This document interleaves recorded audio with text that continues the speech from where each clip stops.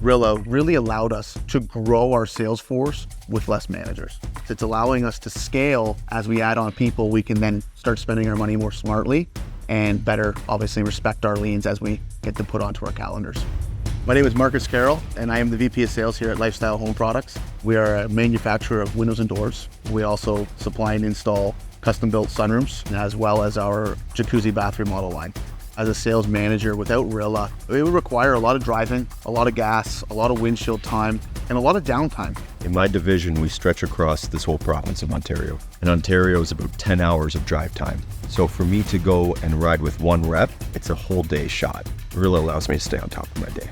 It allows us to do ride-alongs virtually with all of our sales reps across the country, improves our performance in the field, and train a dozen as opposed to 2 reps in one day.